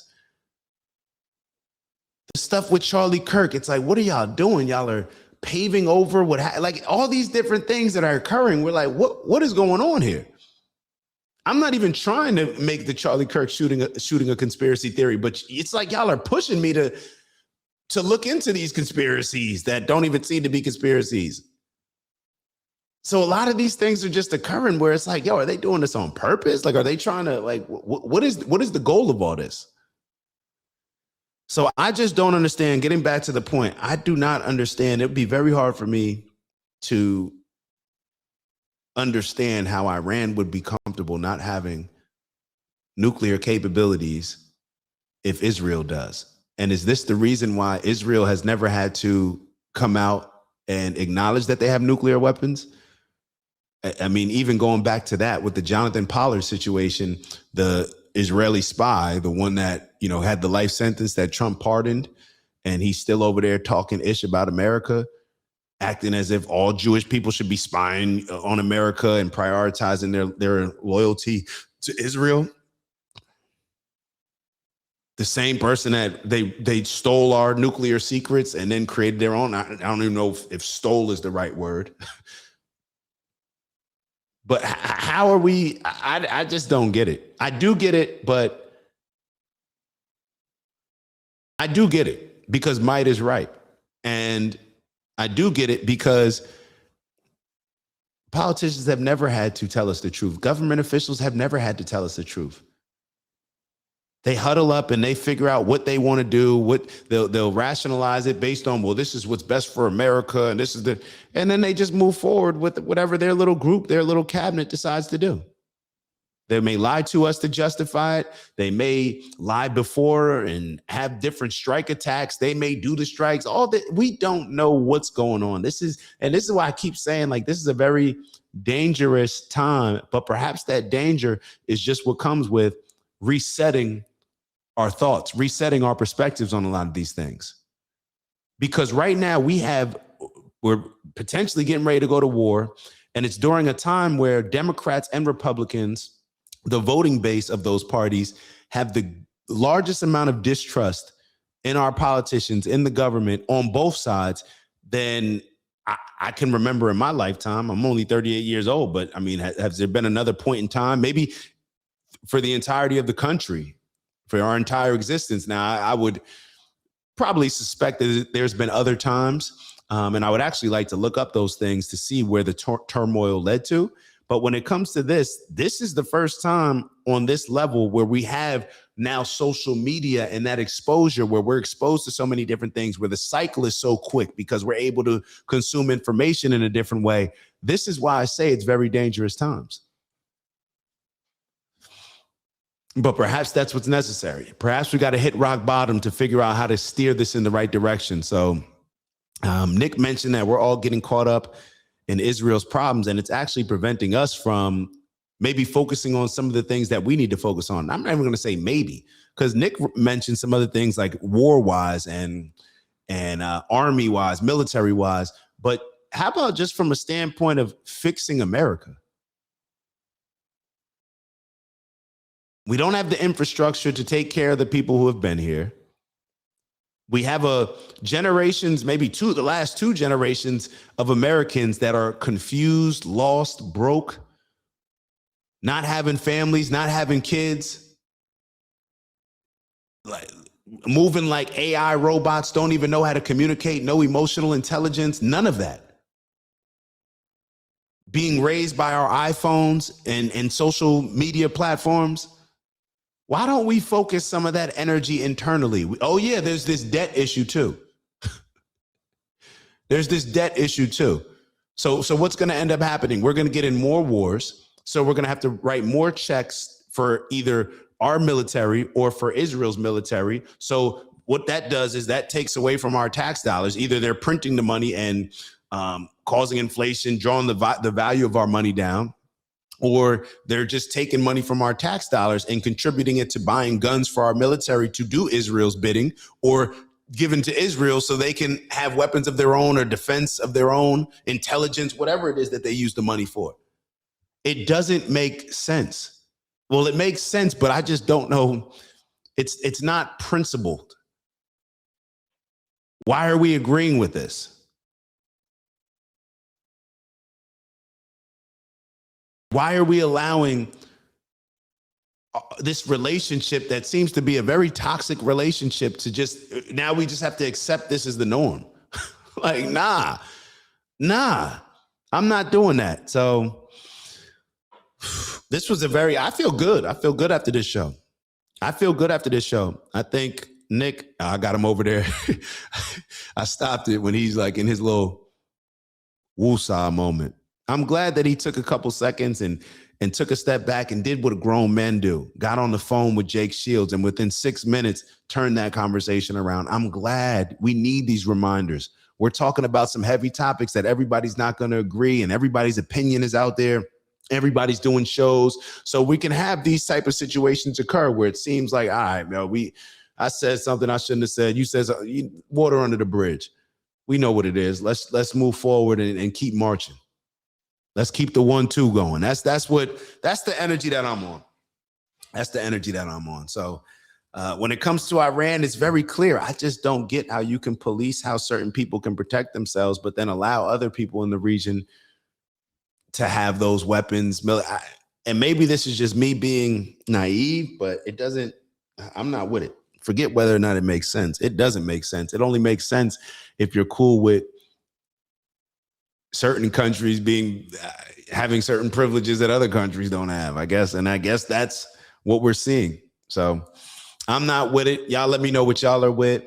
As always, appreciate y'all. I feel like I had something in my tooth. I appreciate y'all tapping in. Like, subscribe, turn your notifications on. As my big bro Robert always says, let's make sure that we're controlling the algorithm and never allowing the algorithm to control us. Do me a favor, continue to follow, subscribe to that Black Guy in the Corner page. Let's just keep building. Let's keep moving towards contributing positive things to society, building, uniting, coming together, and leaving the world in a better place than we inherited it. On that note, I shall see y'all soon. Ew.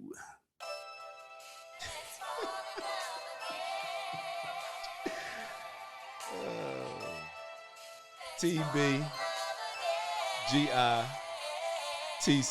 It's the black guy in the corner, but they'd rather see a nigga on the corner. They say I'm stealing Nick's clips like I'm stealing Nick's chick, not knowing that I hit him first week for the lick. I said, Nick, I could post here while you post there. Let's run the ads up, then let's meet up over there. Let's figure out a split that's honorable and fair. Tell me where you trying to take it. Bro, I'll meet you there. 1600 Penn, Wash, D.C. Swear I saw the vision riding through the DMV. I envision prayers, but I could do VP. Hillbilly, Elegy, fuck, I look like JD. Shout out my cheat code, Dave and Karen raised me. And my big bro, a nuclear family. And they don't like that. Strong fathers in the crib, BLM for that. LBJ society created all that. Victimhood mentality, I can't embrace that. And everything they taught in school, assume it's all cap. Everything I said I'd be, I am that. Everything I said I'd be, I am that. Everything I said I'd be, I am that.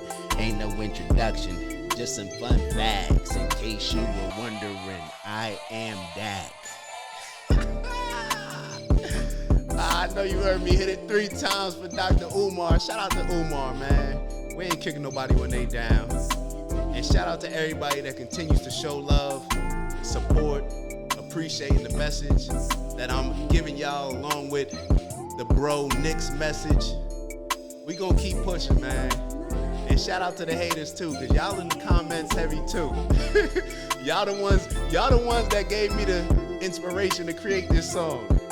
They kept saying like, who's the random black guy in the corner? I am.